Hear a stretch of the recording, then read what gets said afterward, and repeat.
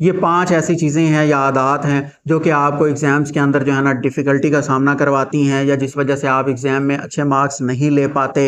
इन चीज़ों को फ़ॉलो करें। साथ-साथ मैं ये भी बताऊँगा कि आप किस तरह इन चीज़ों से बच सकते हैं या दूर रह सकते हैं या किस तरह इसको मैनेज कर सकते हैं। फर्स्ट जो पॉइंट है हमारे पास डूइंग सिली थिंग्स। क्या है, मोस्ट ऑफ़ द टाइम बच्चे जो है ना बहुत अजीब चीज़ें करते हैं या ऐसी चीज़ें करते हैं जो कि एग्ज़ाम से उन्हें डिट्रैक्ट करती हैं।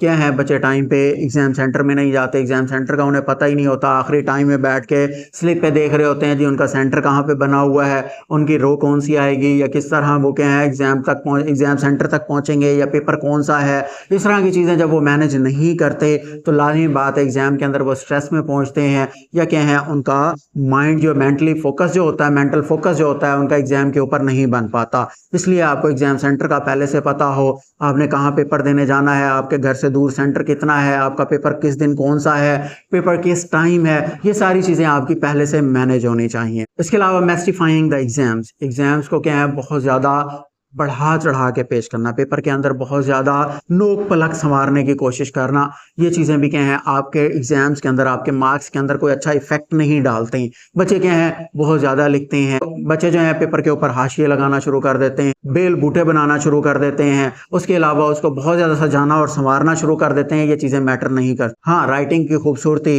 हेडिंग्स का प्रॉपर जगह पे होना, स्टार्ट कहाँ से है, एंड कहाँ पे है, क्वेश्चंस की तरतीब जो है वो प्रॉपर ज़रूर होनी चाहिए, क्वेश्चन नंबरिंग ज़रूर प्रॉपर होनी चाहिए। लेकिन टीचर के पास इतना टाइम नहीं होता मार्किंग के दौरान कि वो आपके ये खूबसूरती फूल बूटे और इस तरह की चीज़ें देखे, इस चीज़ों का टाइम नहीं होता। इसलिए क्या है उसको बहुत ज़्यादा नोक पलक संवारने की ज़रूरत नहीं होती या सजाने संवारने की ज़रूरत नहीं होती। पेपर की आप क्या है नॉर्मल लिमिट्स के अंदर रहते हुए अपने पेपर को लिखें ताकि क्या है एक अच्छा इंप्रेशन भी जाए, बैड इंप्रेशन भी ना जाए एग्जामिनर की तरफ, और क्या है बहुत ज़्यादा ओवर होने की वजह से आपके पेपर के सवाल रह भी ना जाएं। इन चीज़ों का आप मैनेज करके चलो। नेक्स्ट जो है poor time management. Some time बच्चे क्या करते हैं, एक ही क्वेश्चन अच्छे से आता है उसको सारे का सारा लिख दिया, सारा कॉपी कर दिया, बाकी दूसरे क्वेश्चंस के लिए टाइम ही नहीं बचा। ये क्या है शॉर्ट क्वेश्चन जो है, शॉर्ट क्वेश्चन लिखने थे, शॉर्ट आंसर लिखने थे, लेकिन क्या करते हैं वो लेंथी लिखना शुरू कर देते हैं। जी इसका जवाब तो मुझे सारा आता है, क्या करें स्टेटमेंट के मुताबिक लिखें, जितनी रिक्वायरमेंट है उतना लिखें, अपना टाइम वेस्ट ना करें,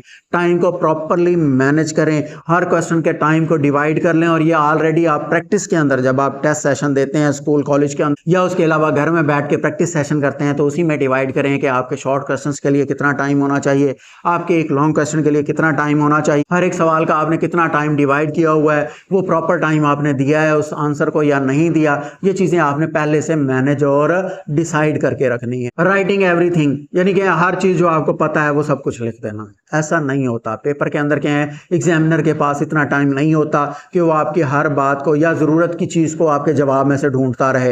यानी फॉर एग्जांपल शॉर्ट क्वेश्चन है, शॉर्ट क्वेश्चन या लॉन्ग क्वेश्चन जो भी है उसकी स्टेटमेंट को समझें, वो पूछना क्या चाह रहा है। यानी सवाल के अंदर क्या है सेल के बारे में उसने पूछा है, सेल के कौन से स्पेसिफिक पार्ट के बारे में पूछा है, या एटम के बारे में पूछ रहा है तो एटम के कौन से पार्ट के बारे में पूछ रहा है, जस्ट डेफिनेशन पूछी है या उसने एग्जाम्पल भी साथ पूछी है, मांगी है, एग्जाम्पल कितनी मांगी है। इस चीज़ों को मद्देनजर रखें, जो कुछ उसने पूछा है वो आप बताएं, ये नहीं कि जितना आपको आता है वो सारा लिखना शुरू कर दें। Ignore the main writing techniques जो है वो आप इस्तेमाल नहीं करते। यानी जब आपको हल करने का, पेपर को हल करने का जो मेन तरीकाकार है, जो इंपॉर्टेंट पॉइंट्स हैं वो आप मिस कर देते हैं। क्या है फॉर एग्जांपल आप एक ऐसे लिख रहे हैं तो उसमें क्या है आपने एक इंट्रोडक्टरी पैराग्राफ लिखना है, उसके बाद उसके मेन बॉडी या मेन जो प्रॉपर चीज़ें हैं वो लिखनी है, उसके बाद एंड में आपने कंक्लूजन देना है या रिजल्ट देना है। तो क्या है जो तरीकाकार है किसी भी क्वेश्चन के आंसर को लिखने का उसको फॉलो करें। ऐसा ना हो कि आप बहुत ज़्यादा लेंथी इंफॉर्मेशन तो डाल दें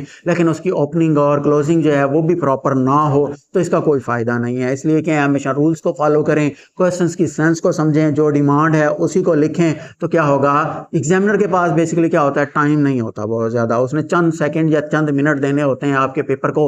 वो अगर आपके अट्रैक्टिव राइटिंग है, आपका अट्रैक्टिव क्वेश्चन आंसर है, आपने क्या है टू दी पॉइंट लिखा है तो आपको पूरे नंबर देगा। और अगर आपने क्या है बहुत ज़्यादा लेंथी एसेज लिख दिए हैं तो वो क्या होगा एग्जामिनर का टाइम वेस्ट करेगा, जो कि आपके नंबर ज़ाया करने की वजह बनेगा।